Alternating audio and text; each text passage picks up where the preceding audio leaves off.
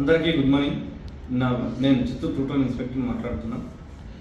ఈ నెల 13వ తేదీ ఒక యాస్మిన్ బార్ అనే యువతి ఊరేసుకొని చనిపోయిందని అనుమానాస్పదంగా మనకు ఫిర్యాదు అందింది. దాని మీద కేసు నమోదు చేసి మండల ఎగ్జిక్యూటివ్ మ్యాజిస్ట్రేట్ ద్వారా ఇన్క్వెస్ట్ పెట్టడం జరిగింది.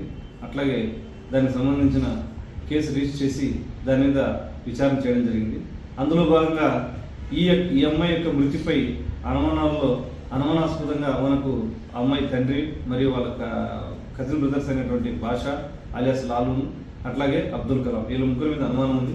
ఆ అనుమానాస్పదంలో భాగంగా మనకు వీరి మీద నిఘా పెట్టగా అందుకు సంబంధించిన కొంత సీసీటీవీ ఫుటేజెస్ ఇవన్నీ కూడా మనం గమనించగా దాన్ని హత్య కేసుగానే మనకు ఎవిడెన్స్ సాక్ష్యాధారాలు దొరకడం జరిగింది.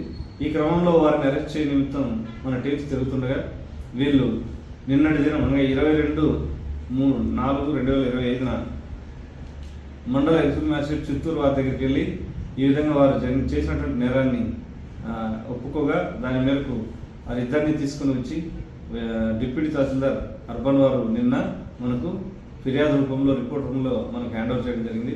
దాని మేరకు వాళ్ళని విచారించగా మనకున్నటువంటి ఎవిడెన్స్ మేరకు వాళ్ళు చేసినటువంటి నేరాన్ని ఒప్పుకోవడం జరిగింది. ఆ ఒప్పుకోవడం భాగం ఏమంటే వీళ్ళు ముందస్తుగానే ఇంట్లో తల్లిదండ్రికి అంటే అమ్మాయి తల్లికి వాళ్ళ సిస్టర్స్కి కొంత ఇక్కడికి వచ్చిన తర్వాత ఏం చేయాలనేది ముందుగా చెప్పకుండా ఇక్కడికి రావడానికి మంచిగా మాట్లాడుతూ అమ్మాయిని ఇక్కడ రప్పించడం జరిగింది. అసలు ఏం జరిగింది ఎందుకంటే అమ్మాయి గతంలో ఫిబ్రవరిలో వేరే అబ్బాయిని అంటే నుంచి పెళ్లి చేసుకుని అక్కడే పోయి ఉన్నందున ఇంటికి రాలేదనే ఉద్దేశంతో వాళ్ళు ఆ విషయంగా అమ్మాయిని కంటిన్యూగా వాళ్ళతో మాట్లాడుతూ 13వ తేదీ చిత్తూరు టౌన్కు రప్పించుకొని అక్కడి నుంచి ఒక స్కార్పియో వెహికల్లో తీసుకెళ్లి చిత్తూరు టౌన్ అవుట్స్కట్స్లో ఉన్నటువంటి మాపాక్షి దగ్గర కొంత బీడు పొలాల్లో ఆ అమ్మాయిని కారులోనే స్కార్పియో వెహికల్లోనే గొంతుకు తాడు బిగించి ఆమెని చంపేయడం జరిగింది.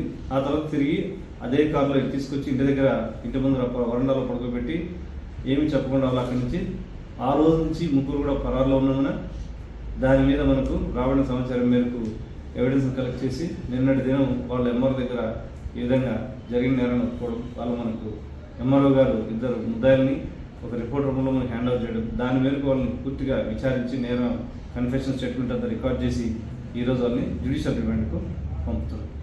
ఇందులో A3 అనే వ్యక్తిని ఇంకా పరారులో ఉన్నాడు. అతను కూడా త్వరలోనే అరెస్ట్ చేస్తాం. దయచేసి ఎవరు కూడా ఈ ప్రేమ వివాహాల్లో ప్రిస్టేజియస్గా తీసుకుని ఇలాంటి హత్యా నేరాలకు పాల్పడవద్దు. స్వేచ్ఛగా బ్రతికే హక్కు ప్రతి ఒక్కరికి ఉంది.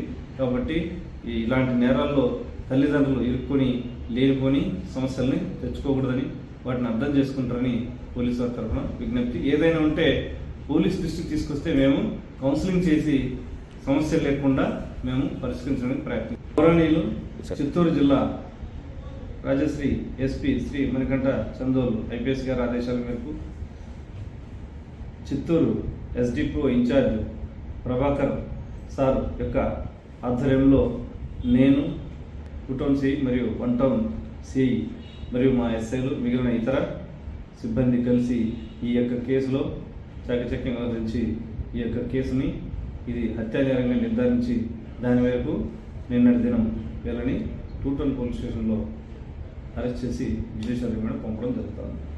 Thank you.